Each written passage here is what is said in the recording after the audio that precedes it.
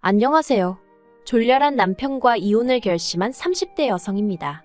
너무 열받아서 어디서부터 어떻게 써야 할지도 모르겠는데 솔직히 돈이 많다는 소리나 들었지. 저는 딱히 득본 것도 없거든요. 그런데 저더러 재산 물려받을 거면 자기 식구들한테 납작 엎드려서 살라는 식으로 나오는 거예요. 어이가 없어서 나 그 정도로 궁하지 않다고 됐다고 너 없이도 잘 살 수 있다고 남편 차버리려고요. 남편과는 결혼정보회사를 통해서 만났습니다. 당시 제 나이는 32로 결혼 시장에서 그렇게 많은 편은 아니었지만 만남과 헤어짐을 반복하는 지인들을 보고 있자니 시간 낭비도 저런 시간 낭비가 있나 싶대요. 그렇다고 제가 결혼 생각이 없던 것은 아니었기에 지인의 추천으로 결혼정보회사에 등록을 했습니다. 그리고 그쪽에서 여러 남자를 소개해줬는데 생각처럼 쉽게 인연이 닿지는 않더라고요. 그러다 정말 마지막이다 하고 나간 자리에서 만난 사람이 이번에 이혼을 하게 된 남편이었네요. 아무래도 결혼정보회사를 중간에 끼고 한 만남이다 보니 남편의 조건에 대해선 이미 어느 정도 들은 바가 있었어요. 만남을 주선한 플래너 말로는 남편 자체는 중견기업에 다니는 평범한 회사원이지만 그 어머니가 어마어마한 현찰부자라는 거예요. 그런데 그에 비하면 저희 친정은 평범한 수준이었습니다. 부모님 두 분의 노후 준비가 되어 있으셨고 저 하나 시집 보낼 정도의 경제적 여유는 있으셨지만 현찰로 10억이니 20억이니 쌓아놓고 사는 건 아니었거든요. 그래서 처음엔 좀 부담스럽기도 했고 괜히 주눅이 들어서 나가도 되나 싶었는데 플래너가 제 사진을 남자 쪽에 보여줬더니 너무 만나고 싶어 하더랍니다. 자기가 이미 제 조건도 다 얘기해뒀다면서요. 그래서 그래 한 번 만난다고 무조건 결혼해야 하는 것도 아닌데 만나기나 해보자 하고 나가게 되었죠. 그런데 약속 장소에 나온 남편은 제 예상과는 많이 달랐습니다. 명품을 입고 나온 것도 아니었고 근사한 외제차를 끌고 나온 것도 아니었어요. 그냥 전반적으로 평범하고 소탈해 보였달까요? 그리고 저는 어리석게도 진짜 부자들은 겉으로 티를 안 낸다더니 정말 그렇구나 하고 생각을 했어요. 에휴. 이렇게 적다 보니 제가 정말 제 발등을 찍었네요. 사귄 지 6개월 만에 남편이 먼저 결혼하자며 프로포즈를 해왔습니다. 그리고 사실 데이트를 하는 동안에는 남편이 정말 부자인가 싶을 정도로 씀씀이가 크지 않았거든요. 데이트 비용도 6대 4 정도로 부담했을 정도니까요. 그런데 결혼 이야기가 오가자 시댁에서 먼저 경기도에 집을 해주겠다는 거예요. 뜻밖의 제안에 놀랐지만 솔직히 싫지는 않았습니다. 그런데 친정아버지께서 대번에 그건 아닌 것 같다며 집값이 얼마건 간에 우리도 반은 보태겠다고 전화하시대요. 덧붙이시기를 여자도 어느 정도는 해가야 제 목소리를 내고 살 수 있다면서요. 그런데 시댁에서는 집값에 보탤 돈이 있으면 차라리 예단을 해오라며 현찰 1억을 요구했습니다. 그리고 거기서 저나 저희 친정부모님이나 1차로 마음이 상했죠. 솔직히 저도 결혼을 앞두고 이런 생각을 했다는 게 남사스럽긴 한데 예단이란 건 이혼이라도 하게 되면 제가 돌려받을 수 있는 게 아니잖아요. 하지만 아파트에 제 돈을 넣어두면 제 지분이 어느 정도 생기는 거니까 만일에 상황이 벌어져도 제가 제 권리를 주장할 수 있고요. 그래서 남편에게 예단으로 1억은 못 해가지만 어머님 가방 정도는 해드리겠다 했어요. 그랬더니 이제 시댁 쪽에서 난리가 난 거예요. 집을 사주겠다는데 어떻게 맨몸으로 올 생각을 하느냐고요. 그래서 이때 저랑 친정부모님이랑 2차로 또다시 마음이 상했네요. 오죽하면 남편한테 제가 이건 아닌 것 같다고 결혼이고 뭐고 없던 걸로 하자고 했으니까요. 그런데 그 일이 있고 며칠 뒤 남편이 저희 회사 앞으로 찾아왔어요. 그리고는 무조건 자기가 다 잘못했다며 싹싹 비는 게 아니겠어요. 그리고 그런 이야기가 나오게 된 게 전부 신우들 때문이랍니다. 신우들이 자기들도 시집갈 때 현찰로 예단해갔으니까 저도 해오는 게 맞는 거라면서 어머님더러 꼭 받아야 된다고 했다는 거예요. 어이가 없어서. 아무튼 그래도 뭐 남편이 하는 말이 앞으로는 신우들이 뭐라건 자기도 어머님도 흔들리지 않기로 했다면서 이번 한 번만 넘어가 달라고 사정을 하대요.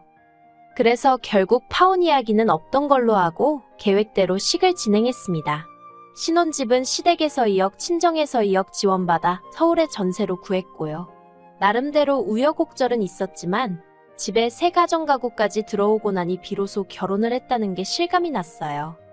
하지만 신혼의 달콤함도 잠시 생각지도 못한 이야기를 듣게 되었습니다. 지난 1월이었어요.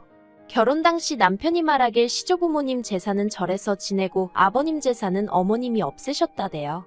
그래서 다가오는 설에는 당일 점심은 시댁에서 먹고 저녁은 친정에서 먹어야겠다. 나름대로 계획을 세우고 있었거든요. 그런데 연휴를 일주일 앞두고 어머님이 문자로 올해부터 다시 제사를 부활시키기로 결정하셨다는 소식을 보내오셨습니다. 깜짝 놀라 어머님께 전화를 드렸어요. 그리고는 이게 무슨 말씀이시냐고 물으니 어머님이 글자 그대로라고 이제 다시 제사를 지낼 거라시대요. 절에 맡긴 시조부모님 제사까지 말이에요.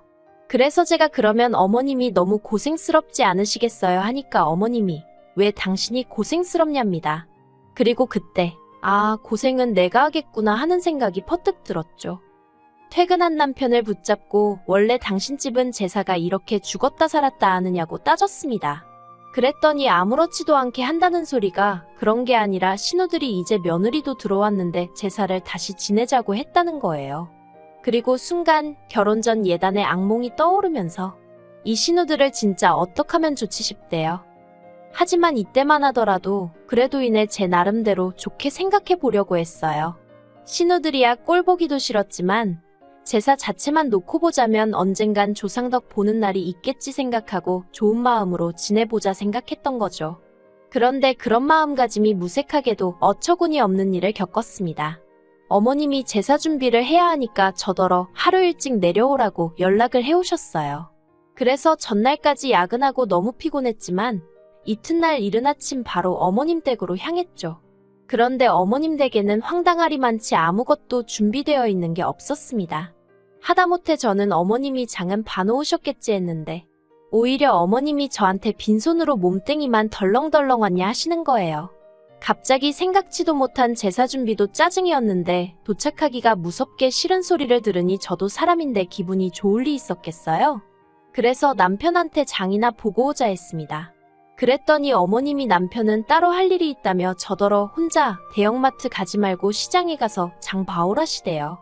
내가 무슨 하녀도 아니고 여러 가지로 울분이 터지더라니까요.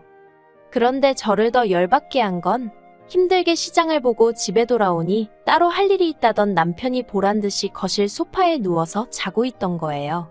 그 꼴을 보고 순간 욱해서 남편을 깨우려니까 어머님이 운전하고 오느라 얼마나 힘들었겠냐며 저더러 깨우지 말랍니다. 그리고는 저더러 저는 당신과 따로 할 일이 있다며 따라오라더니 부엌으로 향하시대요. 그리고 그때부터 어머님이 시키는 온갖 제사 음식을 만들어야만 했습니다. 솔직히 그동안 저 먹을 간단한 음식 정도나 해봤지 전이고 나물이고 해본 적도 없었는데 말이에요. 그리고 명절 당일날 어머님과 남편이 제사를 지낸다고 설치는 동안 저는 결국 몸살이 나서 쓰러지고 말았습니다. 그런데 어머님은 괜찮냐고 한번 묻지도 않으시고 오히려 저더러 도움이 안 된다면서 면박만 주시대요. 제사상에 올라간 음식 중 제 손을 안 거친 음식은 하나도 없었는데 말이죠. 정말 너무 서러워서 결국 어머님 눈을 피해 남편한테 친정엔 언제 가냐고 물었어요. 그랬더니 남편이 신우들이 온다고 했다며 신우들은 보고 가야 된다는데 아니 내가 이렇게 아프다는데 무슨 신우들까지 보고 가라는 건지 진짜 열불이 나더라고요. 그래서 남편더러 그러면 당신은 여기 있다가 신우들 보고 오라고 나는 먼저 친정에 가겠다고 했습니다. 그랬더니 남편이 저더러 그렇게 먼저 가버리면 신우들이 좋다고 하겠냐는 거예요. 그러면서 신우들하고 좀 친해지려면 언니하고 살갑게 달라붙고 아양도 떨고 해야 할 거 아니냐고요. 어이가 없어서 뭘 그렇게까지 하라는 거냐고 짜증을 냈어요. 그리고는 신우들이 날 어떻게 생각하건 간에 난 지금 정신이 하나도 없으니 그냥 친정에 가야겠다고 했습니다. 그리고는 바로 콜택시 불렀죠. 그리고 그날 일로 결국 남편 말에 의하면 제가 제대로 신우들 눈밖에 났다고 하대요. 그러면서 신우들하고 사이 틀어져서 저한테 좋을 게 뭐가 있겠냐며 제발 잘 좀 해보라는 거예요. 신우들은 나한테 잘하는 게 쥐뿔도 없는데 왜 나만 맨날 신우들 기분을 살피라는 건지 너무 짜증이 났어요. 그래서 남편더러 세상에 어떤 인간관계가 한 사람만 잘하게 되어 있냐고 따졌습니다. 나는 신호들이 좋아서 아무 말도 안 하고 있는 줄 아냐고. 당신 누나들도 나한테 벌써 투아웃 쓰리아웃이지만 그냥 내가 참는 거라고요. 그랬더니 남편이 신호들이 저한테 잘 보여서 덕볼 게 뭐가 있냐입니다. 신호들이 저한테 아쉬울 게 뭐가 있겠냐고요. 어이가 없었죠. 그런 논리라면 저도 신호들한테 아쉬운 게 하나도 없었으니까요. 그러다 결국 기어이 사단이 나고 말았습니다. 엊그제가 아버님 제사였는데 어머님께서 저더러 이번 아버님 제사 때는 신혼의 내외뿐만 아니라 시조카들도 온다며 저더러 음식을 넉넉히 하라시대요. 그리고 제 기억 속 시조카들은 애들이 어리긴 했어도 먹성이 웬만한 성인 뺨치는 수준이었거든요. 게다가 둘째 신우는 입이 어찌나 까탈스러운지 저희 결혼할 때도 예식장 음식을 먹으면서도 이건 짜고 저건 달고 어쩌고 저쩌고 오죽하면 그 좋은 날 너는 집에 가서 해먹어 그 소리가 목구멍 밖으로 나오려고 하더라니까요. 아무튼 그런 시조카들 먹일 음식까지 하라니까 너무 열받더라고요. 제가 먹을 음식도 아니고 저희 부모님이 드실 것도 아니고 그렇다고 저희 조상을 모시는 것도 아닌데 내 허리만 죽어나겠구나 싶은 게 속 터지대요. 어머님은 사람들 많으면 정신없으니 저희 집에서 명절 음식을 해오라셨지만 저도 저희 집에 기름 냄새 배는 거 싫고 그래서 그냥 장본 거 다 챙겨서 시댁으로 내려갔어요. 그리고는 신우들도 오면 일 좀 나눠서 하자고 얘기 좀 해볼 생각이었죠. 아니 그런데 이 인간들이 명절 당일 점심시간도 한참 지나서야 하나씩 얼굴을 들이밀대요. 그리고 이로 인해 저도 친정에 가는 시간이 하염없이 늦어졌습니다. 원래는 점심때 온다고 해서 얼굴만 보고 얼른 친정에 갈 생각이었으니까요. 그런데 더 황당한 건 점심시간도 다 지나서 와서는 한다는 소리가 점심을 안 먹고 왔다는 거예요. 그러면서 신우들이고 어머님이고 할 것 없이 저더러 밥 좀 차려달라는데 아니 지 자식들 하나씩 옆구리에 딱 끼고 앉아서는 넋놓고 저만 보고 있는 게 어처구니가 없대요. 그래서 제가 갑자기 배가 아프다며 화장실에 숨어버렸어요. 그리고는 10분이고 15분이고 안 나가고 버텼죠. 그러다 한참 만에 나오니 그새 얼마나 먹었는지 설거지가 산더미만큼 쌓여 있었습니다. 그리고 어머님이 저를 보시더니 너는 밥도 안 차렸으니 설거지라도 하라는 거예요. 황당해서 밥도 안 먹은 사람이 왜 설거지를 하냐고 되물었어요. 신우들이 애들도 아닌데 먹은 사람이 치우는 건 상식 아니냐고요. 그랬더니 어머님도 할 말이 마땅히 없으셨는지 너 잘났다며 하기 싫으면 냅둬라 하고 소리를 지르셨는데 신우들이 저더러 너무 한다는 거예요. 늙은 시어머니한테 일하라고 하는 며느리가 세상 천지에 어딨냐며 우리 엄마 불쌍하다고 그러니까 며느리 들일 때 너무 경솔했어 하는데 누가 할 소리를 하나 싶대요. 그래서 저도 저야말로 언니들 같은 신우들인 줄 알았으면 결혼하는 거 다시 생각해 봤을 텐데 정말 경솔했던 것 같다고 후회된다 해버렸습니다. 그리고는 다음 제사 때부턴 음식 안 하겠다고 며느리 잘못 봤다 후회된다 하시는데 기분 나빠서 못하겠다 했죠. 그랬더니 큰 신우가 저더러 싸가지가 있네 없네 하더니 저희 집에서 그러라고 배웠냐입니다. 그리고 그때 지가 뭔데 가정교육을 운운하나 싶은 게 순간 화가 나더라고요.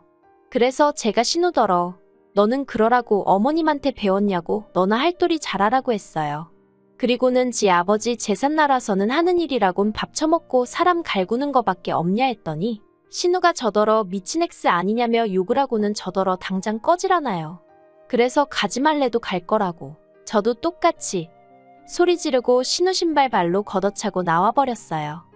집으로 돌아오는 차 안에서 남편이 꼭 그렇게까지 했어야 하냐면서 이제 신우들하고 틀어졌으니 어쩌면 좋냐입니다. 그래서 제가 남편더러 아까 어머님이랑 신우들이 나한테 하는 거 못 봤냐니까 남편이 한다는 말이 원래 있는 집에 시집 오면 그 정도는 다 겪는 거라나요? 그리고 그 이야기를 들으니 저도 모르게 웃음이 났어요. 있는 집이란 소리에 결혼할 때 혹하지 않았다면 거짓말이지만 살면서 막말로 현찰부자고 뭐고 전혀 실감을 못했거든요.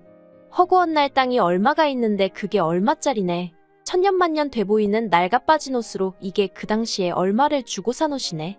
그래서 제가 남편더러 당신이 정말 돈이 많은지 어쩐지 내가 알게 뭐냐고 해버렸어요.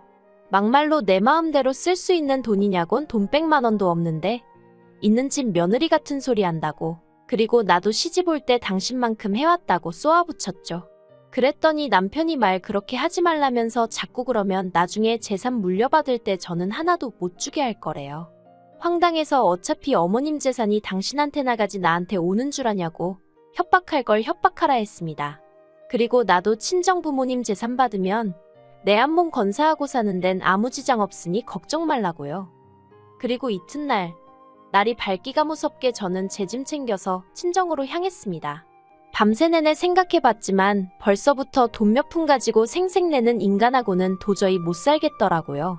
줏대 없는 어머님도 버겁고 개념 없는 신우들 상대하기도 짜증나는 판국에 남편 하나라도 멀쩡하면 그럭저럭 살 텐데 그마저도 안 되니?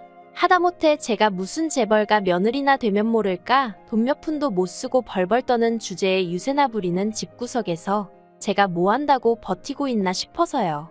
그래서 이혼하기로 마음먹었습니다. 남편은 또다시 저를 잡겠지만 이제는 전처럼 흔들리는 일은 없을 거예요.